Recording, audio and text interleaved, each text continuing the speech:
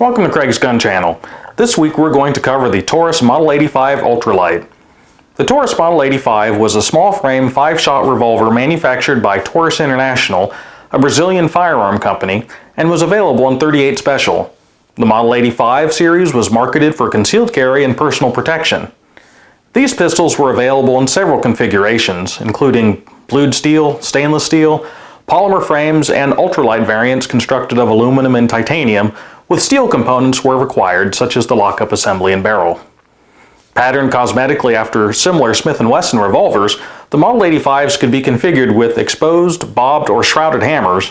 Internally, there's a number of differences between the Taurus 85 and the similar Smith & Wesson revolvers, which Taurus did in an effort to simplify the design to keep costs lower.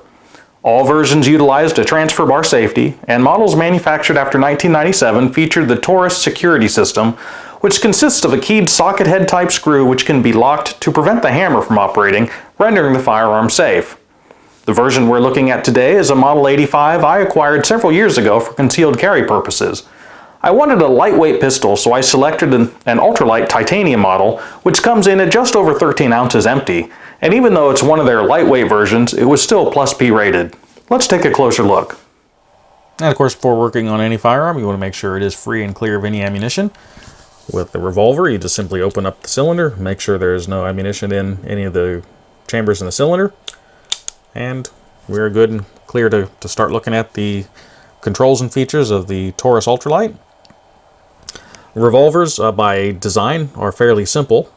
You have our trigger here. Now in this particular example, it is double and single action, so it's with the hammer in the uncocked position and the trigger in this position, it is a double action, so by pulling the trigger it would cock the hammer back and then release it to fire.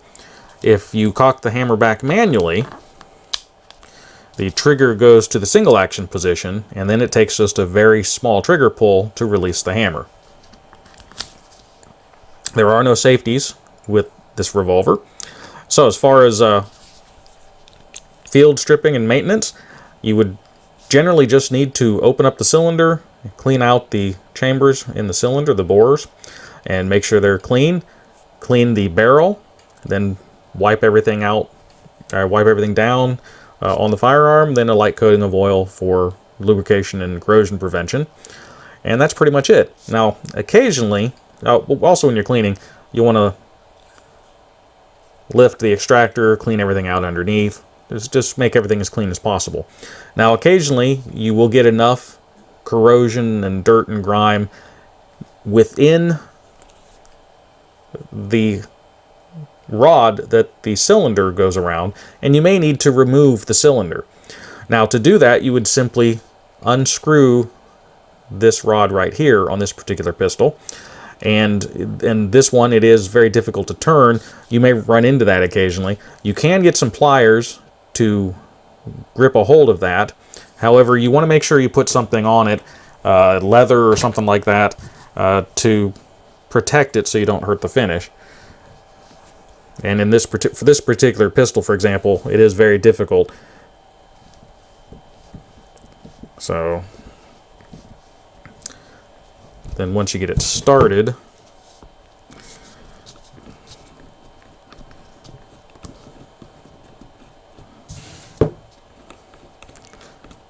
and so that'll come out. Now there is a spring for that. There's a bunch of springs in here actually. So we'll go ahead and pop everything out here.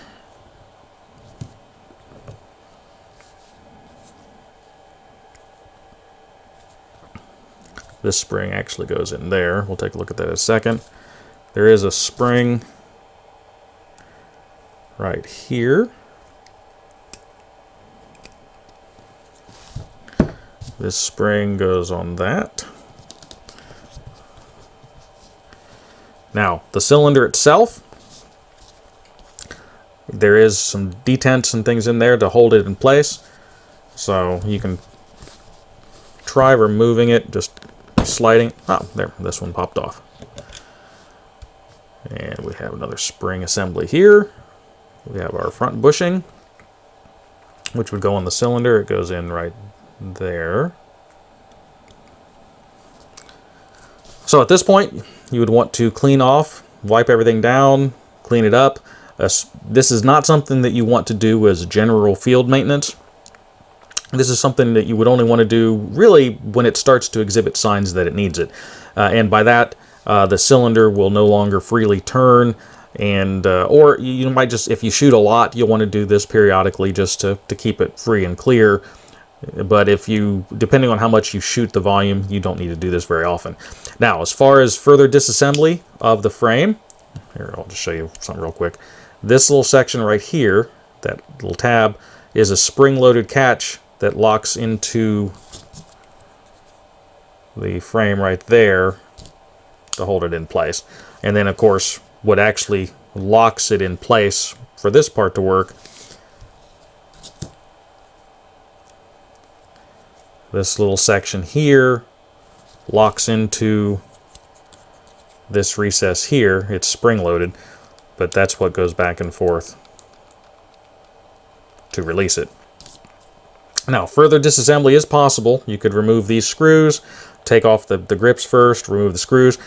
Generally speaking, you don't want to do that. The parts inside of revolvers are surprisingly delicate, so any damage to it at all will make the firearm unsafe or just generally just inoperable.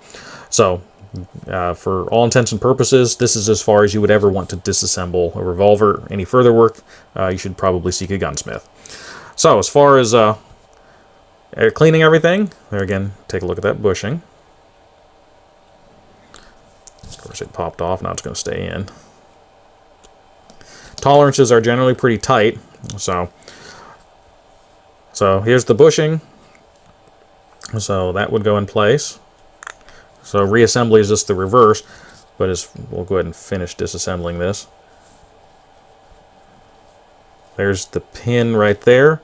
So this is now basically fully disassembled, and reassembly is just the opposite. You just put it all back together. So we'll go ahead and put our pin in, put the spring in. Disassembly, and this part goes first. Then you put the cylinder back over. Snap that on. You put the extractor in. It can only go one way. It's got a flat section there. Of course, you can't really see it. There you go. And it will only go in one way into the cylinder, there, because there is a flat section. Of course, it's very hard to see there. Then you also have two locating locking pins. They're right here that go into those. So you'd slide that into place. Put this spring back on. And put this in there. And then just screw it back on. Now, one thing to point in mind, normally with most screws, you would turn it clockwise. In the case of revolvers, it goes counterclockwise to tighten it down. Should have pointed that out when I was taking it off. So, make sure everything's functioning and not binding. There again, this little pin here is what locks into place. There's a little ramp section right there that will guide it. And then that pushes it back in. That's when you push this in, it's actually just pushing that into the cylinder to lock it back in.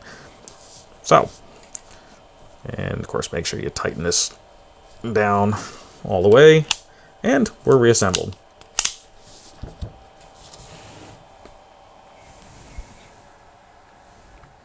At the range, I found the accuracy to be acceptable for a self-defense pistol. Recoil, while not excessive, was noticeable as would be expected from such a lightweight snub-nosed pistol chambered in .38 Special.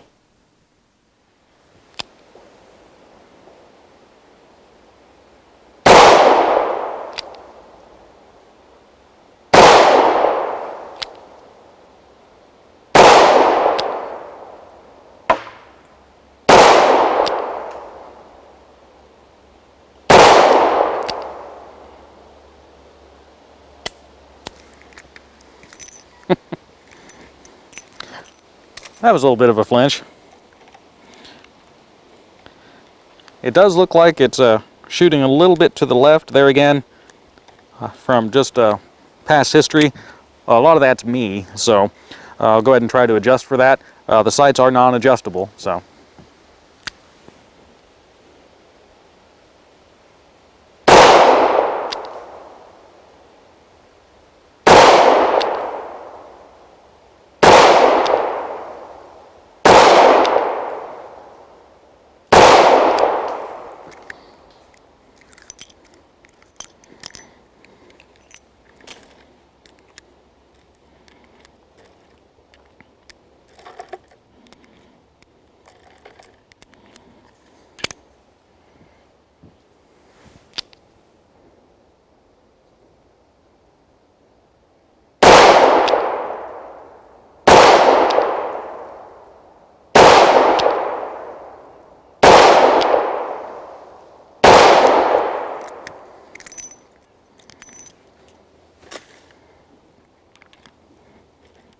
Now this is a double action, single action revolver. Just from habit and preference, I tend to always cock the hammer back and shoot it in single action. We'll go ahead and take some more shots like that, then I'll shoot it in double action, see how it does with that.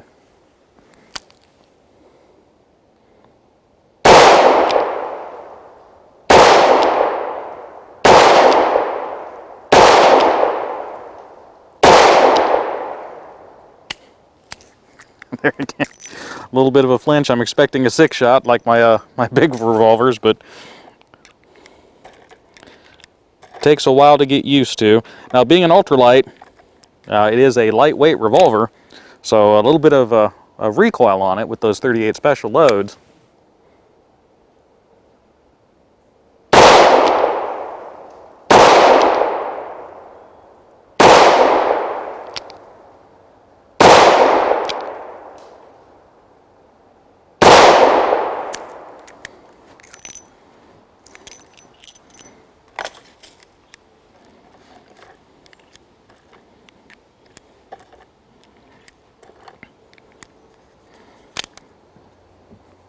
And the intent of this was again, it was for self-defense, concealed carry. I'll go ahead and try in double action, which is how that would be intended.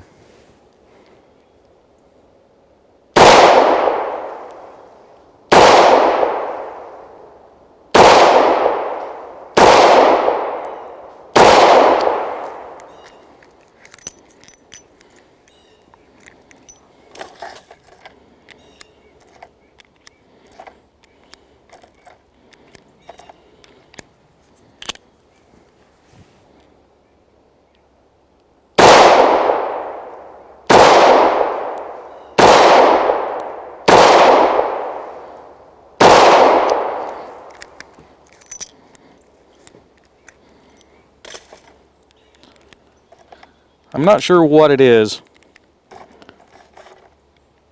but there's just something about revolvers.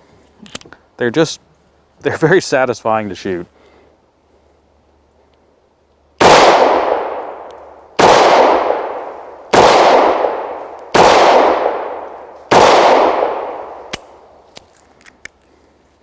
There again, expecting that phantom 6th shot that's never going to be there with this gun.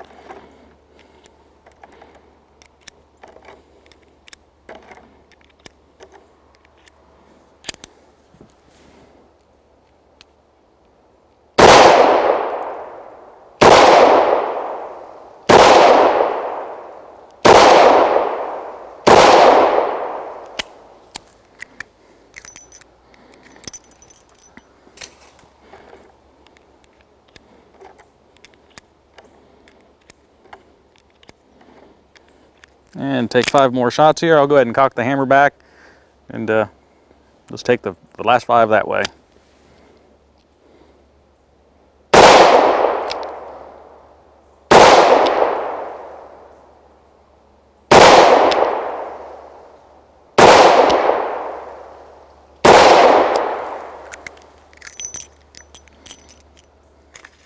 The Model 85 is no longer available, as in 2008 it was modified to add an additional round in the cylinder for a total of 6 rounds, and is now known as the Model 856 to denote that change.